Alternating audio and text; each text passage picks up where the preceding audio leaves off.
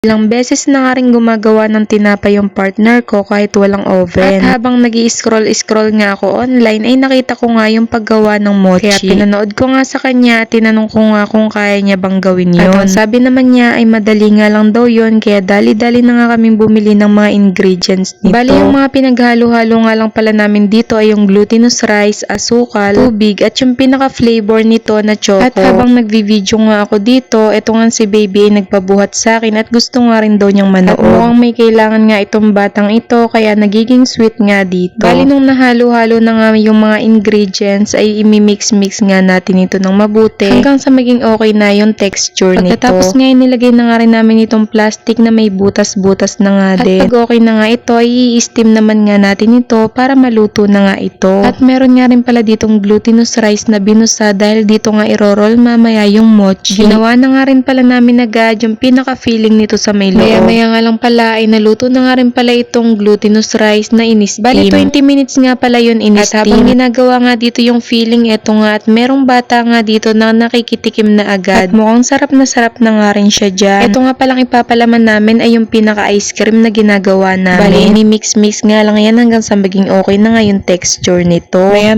nga lang ay okay na nga ito kaya okay na yan. Uy ano daw? Bali nung na-roll na nga pala yung mochi, ganito na nga pala yung itsura niya nung ni-roll dito sa may glutinous rice. Bali, papalaman naman nga pala namin yung pinaka-feeling nito sa loob. Pagkatapos ayan, bibilutin na nga yan hanggang sa maging bilog pero hindi siya naging bilog. Kung nandito ka pa nga rin hanggang ngayon, paki-comment naman kung taga saan kayo para malaman namin kung hanggang saan nakaabot yung video namin. At dito nga, nakakain na nga itong batang ito at may pagtulo pa nga yung laway niya. Bali, palalamigin na nga lang namin yan pero hindi ko na nga nahintay kaya titikman ko na nga rin. Okay naman yung lasa niya at lasang mochi talaga at super lambot talaga. Hindi nga lang na perfect yung pagkabilog pero okay na nga yun at hanggang dito na nga lang muna. Thank you for watching. Bye!